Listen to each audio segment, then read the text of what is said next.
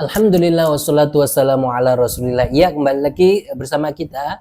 Sekarang kita akan membantah orang-orang Wahabi yang mereka mengatakan, mereka berdakwah, mereka mengatakan bahwasanya tidak bisa difikirkan, tidak masuk akal kata mereka adanya sesuatu yang maujud tetapi tanpa tempat. Jadi mereka mengatakan bahwasanya semua yang maujud, yang ada itu mesti ada dengan tempat, begitu. Kalau dikatakan Allah itu ada, kata mereka, mesti ada dengan tempatnya, yaitu di atas arsy. Mereka mengatakan bagaimana mungkin ada tanpa tempat, maka harus dengan tempat. Maka ini adalah sesuatu hujjah, dalil yang tidak bisa diterima, yang rungkat, yang batil. Tidak ada syarat sesuatu yang ada itu harus bertempat. Tidak ada syarat. Tidak menjadi syarat sesuatu itu ada harus ada tempatnya. Dikatakan ada bukan syaratnya itu bertempat, bukan. Bukankah Allah Subhanahu wa ta'ala itu sebelum terciptanya tempat Allah ada? Iya, jelas. Iya kan? Kenapa? Karena Allah Subhanahu wa ta'ala berfirman, karena Rasulullah Shallallahu alaihi wasallam bersabda, kanallahu wa lam yakun syai'un ghairuhu. Maka tempat, arah itu sebelumnya tidak ada dan Allah sudah ada, artinya ada tanpa permulaan, tanpa itu semua. Kemudian Allah ada dan tidak berubah, tetap ada tanpa tempat, tetap ada tanpa arah. Kalau akal ini menerima adanya Allah Subhanahu wa ta'ala sebelum terciptanya tempat, sebelum terciptanya arah, adanya Allah tanpa tempat, adanya Allah tanpa arah, maka juga sah menurut akal, menurut syara, Allah setelah menciptakan tempat, setelah menciptakan arah tidak berubah, tetap ada tanpa tempat, tanpa arah. Bagaimana mereka mengatakan sesuatu yang maujud itu harus ada pada tempat, harus ada pada arah. Mereka kenapa seperti itu? Karena mereka ini pusat kerusakan mereka, musibah mereka itu adalah mereka mengkiaskan qasu al-khaliqa alal makhluk. Mereka mengkiaskan sang pencipta dengan ciptaannya. Mereka melihat apa yang Allah ciptakan, yaitu manusia berada pada tempat manusia ada, mereka mengkiaskan hal tersebut kepada Allah Subhanahu wa ta'ala. Wa babul qiyas tidak boleh seperti ini, tidak boleh dalam pembahasan Allah Subhanahu wa ta'ala dan sifat-sifatnya dikiaskan seperti ini, tidak boleh.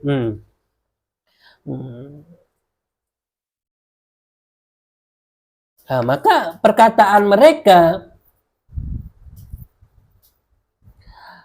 ini sungguh hanya apa? Hanya untuk mereka-reka bahwasanya mereka itu adalah perkataan yang sesuai dengan akal. Kan tidak. Laisa min syartil wujud an yakuna mutahayyizan fil makani wal jihah. Jadi bukan termasuk syarat dari ada adalah sesuatu tersebut harus ada pada tempat, ada pada arah. Tidak. Itu bukan syarat. Itu bukan syarat sesuatu itu dikatakan ada. Bukan. Maka hujah yang paling kuat, artinya yang banyak hujah yang dikatakan untuk mereka, artinya yang untuk membantah mereka, dan salah satunya yang saya sebutkan tadi, bahwasanya hadis Rasulullah, dan salah satunya lagi adalah dikatakan kepada mereka sebelum Allah menciptakan alam, sebelum Allah menciptakan makan, tempat, Allah itu ada apa tidak? Nah, kita katakan kepada mereka, sebelum Allah menciptakan tempat, Allah itu ada atau tidak? Kalau mereka mengatakan iya, Allah ada, artinya Allah ada tanpa tempat, maka kita katakan berarti adanya Allah tanpa tempat itu benar. Karena kalian sudah mengakuinya, ya kan? Jadi adanya Allah tanpa tempat sebelum terciptanya tempat itu sesuatu yang boleh, artinya sesuatu yang sah. Dan kalian mengatakan itu. Kalian mengatakan, kalau kita katakan sebelum terciptanya tempat, Allah ada apa tidak? Kalau kalian mengatakan ada, berarti kalian sudah mengesahkan adanya Allah tanpa tempat. Terus kemudian kita katakan, dan sekarang sama, Allah juga ada tanpa tempat, iya kan? Maka ini sudah, bagaimana mereka menjawab pertanyaan ini? Maka bagaimana mereka menjawab perkataan ini? Disebutkan oleh musannif di sini, famin daruratil aqli an yaqul bala fayalzamuhu law sahha qawluhu la yu'lamu mawjudun illa fi makanin ahadu amrayni imma an yakula al makanu wal arsyu wal alamu qadim wa imma an yakula ar-rabbu ta'ala muhdathun wa hadha ma'alul jahalatil hashawiyah laysal qadimu bil muhdath wal muhdathu bil qadim. Mereka kalau dikatakan, ditanya apakah Allah sebelum menciptakan alam, sebelum menciptakan tempat itu ada tanpa tempat, tentu mereka mengatakan iya, ada tanpa tempat.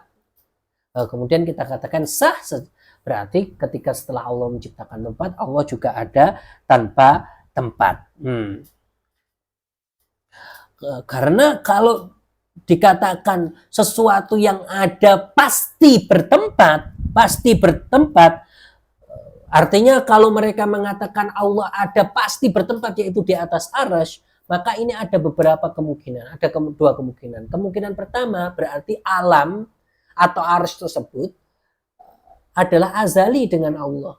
Nah, ini mustahil, bagaimana ada sesuatu yang azali dengan Allah. Kedua,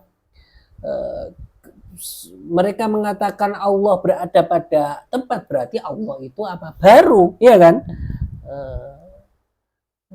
Iya, kalau dikatakan seperti itu berarti tidak bisa diterima perkataan mereka bahwasanya sesuatu yang ada itu harus bertempat.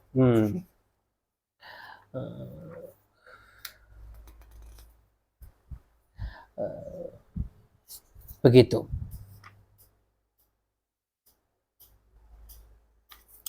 Kemudian mereka ini serupa dengan perkataan orang-orang Mu'tazilah, ya. Syarat orang Mu'tazilah mengatakan apa? Orang Mu'tazilah itu mengatakan Allah tidak bisa dilihat. Kenapa tidak bisa dilihat? Karena kalau Allah bisa dilihat, katanya Allah itu berada pada tempat.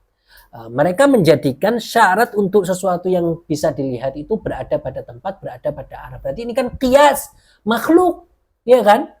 Mengkiaskan makhluk ini namanya. Artinya Allah disamakan dengan makhluk, seperti itu. Padahal syarat untuk sesuatu bisa dilihat itu adalah ada. Nggak harus sesuatu tersebut itu ada pada tempat. Kenapa mereka mengatakan seperti itu, orang Mu'tazilah? Karena mereka melihat makhluk ada dan mereka itu bisa dilihat dan mereka itu ada pada tempat. Oleh karena itu mereka mengatakan Allah ada tanpa tempat. Oleh karena itu Allah tidak bisa dilihat. Perkataan mereka Allah ada tanpa tempat benar. Tetapi ketika mengatakan oleh karena itu Allah tidak bisa dilihat, itu salah. Karena apa? Karena laisa min syartil wujud an yakuna fi jiha. Bukan syarat sesuatu ada itu li'annahu laisa min syartir ru'ya an yakuna fil jihad. Jadi bukan sesuatu imkanu ru'ya, sesuatu yang boleh dilihat itu harus ada pada tempat. Tidak. Itu bukan syarat. Begitu juga musibahnya sama. Qiyas ini diterapkan oleh Wahabi. Wahabi mengatakan kalau Allah itu tidak pada tempat, berarti Allah tidak ada. Nah, ini kan sesuatu yang tidak bisa diterapkan. Kenapa? Karena ini mereka itu pondasinya adalah qiyas al-makhluk alal khaliq, ya kan? Mereka mengkiaskan makhluk terhadap Allah Subhanahu wa taala, dan ini tidak bisa seperti itu. Ini perkataan Qushairi saya bacakan terakhir. Wa qala al-Qushairi aidan fi tadhkirati syarqiyyah fa in qil alaysa Allah yaqul ar-rahmanu 'alal 'arsy istawa. Kalau seandainya dikatakan bukankah Allah mengatakan dalam firman-Nya ar-rahmanu 'alal 'arsy istawa, kalau dikatakan atau mereka mengatakan fayajibul akhdhu bi dhahirihi, maka wajib diambil secara zahirnya. Zahir ayat ini artinya Allah di atas arsy bertempat. Kenapa kalian takwil-takwilkan seperti itu? Kalau dikatakan seperti itu, seandainya orang-orang Wahabi mengatakan itu, kulna, maka jawaban Imam Qushairi bagaimana? Kulna Allahu yaqul aidan wa huwa ma'akum aina ma kuntum. Allah juga berfirman wa huwa ma'akum aina ma kuntum. Wa yaqulu ta'ala ala innahu bikulli syai'in muhit. Fayambaghi aidan an na'khudha bi dhahiri hadhihi al-ayat. Maka wa huwa ma'akum aina ma kuntum, kalian harus ambil secara zahirnya juga kalau menerapkan kaidah kalian. Sehingga kalau semuanya diambil secara zahir, hatta yakuna 'alal arsy wa indana wa ma'ana wa muhitan bil alami muhdiqan bihi bidzati fi halatin wahidah. Jadi kalau seandainya semuanya ayat Ar-Rahmanu 'alal arsy istawa, terus wa huwa ma'akum aina ma kuntum, ala innahu bikulli syai'in muhit, diambil secara zahirnya, maka keyakinan kalian atau keyakinannya akan menjadi apa? Allah di atas arsy, kemudian Allah bersama kita di bumi, Allah kemudian menyeluruhi alam, meliputi alam, terus bagaimana ini? Ini keyakinan apa? Maka semuanya ayat mutasyabihat harusnya hendaknya ditinggalkan zahirnya. Jangan kalian ambil zahir Ar-Rahmanu 'alal arsy istawa, kemudian kalian tinggalkan zahir ayat yang lain. Maka tinggalkan semuanya. Zahir ayat mutasyabihat, tinggalkan semuanya. Kalau tidak rancu akidahnya seperti itu.